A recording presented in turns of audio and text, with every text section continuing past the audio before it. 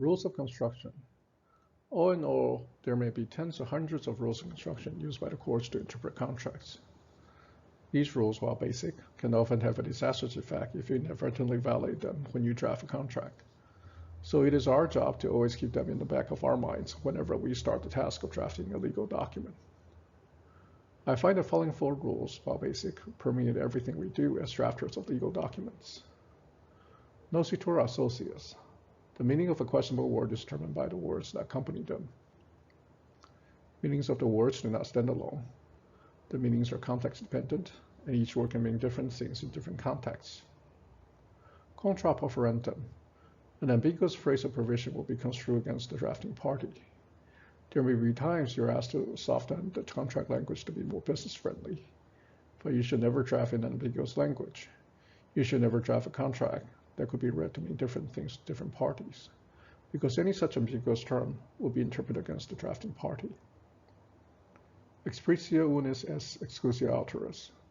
The enumeration of particular things exclude the idea of something else not mentioned. You have to thank this rule for the fact that almost always when you draft a word, including, it should be followed by, but not limited to, if the list is not exhaustive. In pari materia, in construing a provision, all provisions relating to the same subject should be read to give each provision full meaning and effect. You can never include any word whose meaning is not objectively clear.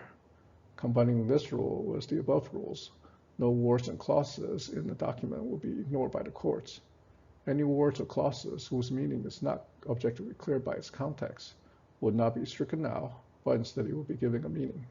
And in case of any ambiguity, the court would choose the meaning that is against the interests of the drafting party. All in all, you may find these rules to be contradictory in application. There is no particular order of which one rule will prevail against another rule in case of a conflict.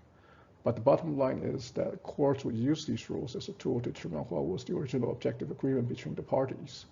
And you need to draft well to avoid your application having an unintended consequence on the interpretation of the contract you just drafted.